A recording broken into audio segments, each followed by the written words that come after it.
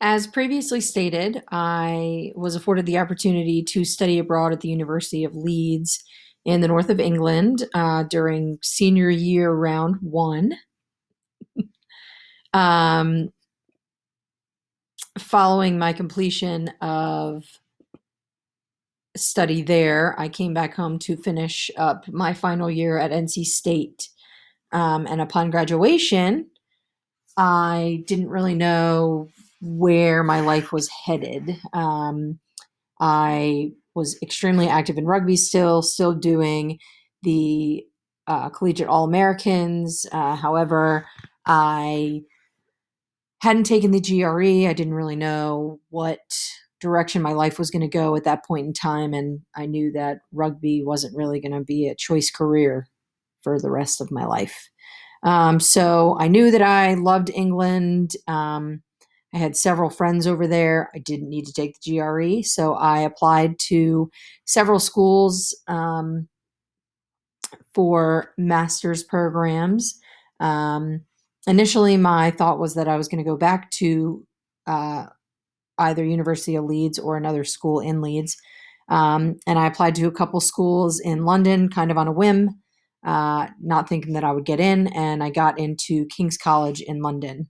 Um, when I was there, and that picture in the center right there is actually a picture that I took. That is a bright and cheery December day in London, England. So that is to let you all know that it is not always dreary, drab, and wet.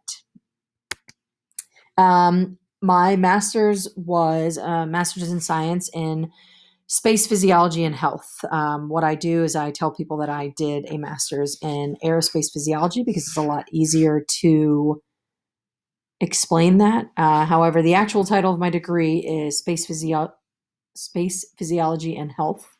Um, it is the adaptations of the human body when it's placed in extreme environments, primarily space, but it's any sort of high temperature, low temperature, high pressure, low pressure system that's not normal to the conditions on Earth. So, in addition to space and astronauts, what happens to their bodies when they go up in a space flight into a microgravity environment, um, we also studied people who are fighter pilots, people who climb mountains with oxygen regulation systems, people who scuba dive, cold water immersion, amongst other things.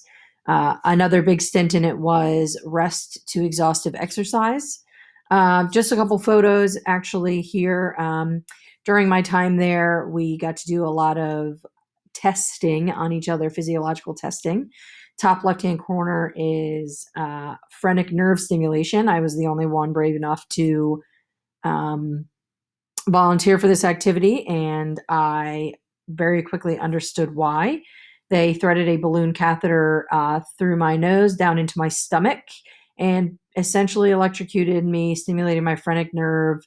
Um, they do this as a way to test the ability of someone who may be quadriplegic's diaphragm to see if they are still able to maintain respirations on their own.